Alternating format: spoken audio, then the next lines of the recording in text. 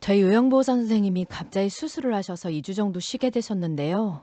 어르신댁에서는 계속 근무하기를 원한다 그래서 대타를 구했거든요.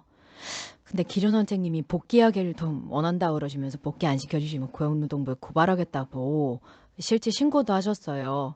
이런 경우는 어떻게 대응을 해야 될까요? 자, 지금 이 사례는 요양보호사님이 개인 질병으로 잠시 치료를 받으시면서 서비스에 좀 공백이 생긴 경우입니다.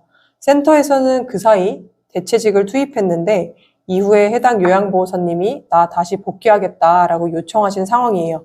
이럴 때는 어떻게 처리하는 게 맞을까요? 네, 이 사례는 우선 질병의 성격을 구분하는 것이 첫 번째 포인트입니다. 즉, 업무상 질병, 산재냐, 아니면 개인적인 사유로 인한 질병이나 이 부분에 따라 전혀 다르게 판단이 될 수가 있습니다. 먼저 업무상 재해로 인한 요양이라고 하시면 근로기준법 제23조에 따라서 요양 중이거나 또 요양 후에 30일이 지나지 않은 기간에는 해고가 금지됩니다. 즉, 센터의 사정과는 관계없이 복귀를 원하시면 반드시 받아들이셔야 해요.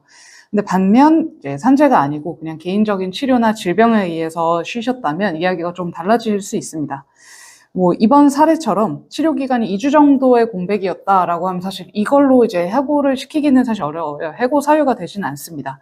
다만 이미 대체 인력이 투입돼서 또 복귀 배정이 좀 불가능한 경우라고 하면 즉시 복귀는 어렵기 때문에 또 근로계약 해지 절차를 밟거나 이런 방안을 좀 고려해 보실 수는 있어요. 그래서 이런 절차를 밟을 때 중요한 거는 해고의 절차 그리고 유예 기간입니다. 센터가 근로자를 해고하려면 최소한 30일 전에 통보를 하시거나 만약에 통보를 안 하시면 30일의 그 임금을 지급을 해주셔야 돼요. 그리고 그래서 이제 단순히 그냥 복귀가 어렵다라고 말씀하시는 게 아니라 충분히 설명을 한 뒤 근로자랑 좀 협의를 해서 무급휴직 기간을 좀 연장을 하신다던가 아니면 정 안 될 때는 권고사직 형태로 또 계약을 마무리하는 것도 좋은 방법입니다. 또 이때 근로자와 이런 합의를 했다는 것이 명확하셔야 돼요. 그 부분이 중요하기 때문에 반드시 권고사직서를 작성하시고 이 부분은 꼭 서면으로 작성을 해주시고요. 이때 권고사직서에는 본인 의사와 합의에 의한 종료라는 것을 반드시 명시를 해주셔야 됩니다. 이렇게 사직서가 만약에 없거나 그냥 센터 사정상 근무 배정이 어려워서 계약 종료를 했다 이런 식으로 작성을 하면 나중에 이제 이 부분이 근로자에게는 또 일방적인 해고로 근로자분이 주장을 하실 수도 있고요. 이렇게 되면 해고 예고수당이나 아니면 휴업수당 이런 소송으로도 이어질 수가 있습니다. 그래서 참고로 합의에 의해서 종료를 하는 경우, 그러니까 권고사직을 하시는 경우에는 해고 예고수당이나 휴업수당이 발생하지는 않아요. 만약에 근데 30일 뒤에 이제 계약을 종료하겠다라고 합의를 했는데 그 기간 동안 이제 센터 사정으로 수급자랑 매치가 안 돼서 근로를 제공하지 못하는 기간이 생겼다. 이러면 이때는 사용자 귀책에 의한 휴업이기 때문에 평균 임금의 70%에 해당하는 휴업수당을 지급을 해주셔야 됩니다.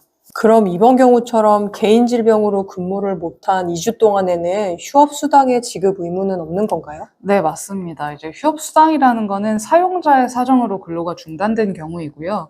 해당 사례처럼 근로자 개인의 질병으로 출근하지 못한 경우라고 하면 휴업수당을 지급할 의무는 없습니다. 다만 만약에 센터에서 인력 연결이 좀 지연돼서 이제 배정이 늦어진 경우라면 그 기간 동안은 사용자의 귀책 사유이기 때문에 이 기간 동안은 평균 임금의 70% 수준으로 휴업수당이 발생할 수 있습니다. 그래서 결론적으로 개인 질병으로 이제 복귀를 이제 거절할 수는 있어요. 거절할 수 있는데 해고를 할 때는 30일 전에 꼭 예고를 해야 되고 아니면 해고 예고수당을 지급하셔야 되고요. 그리고 또 센터 사정으로 복귀가 지연된 거라고 하면 이 기간 동안 휴업수당 발생할 가능성이 있다. 이 점을 꼭 기억해 두시면 됩니다. 또한 만약에 권고사직으로 처리할 때는 그 자필로 이제 서명이 포함된 권고사직서를 반드시 작성을 해 두셔야 하고요.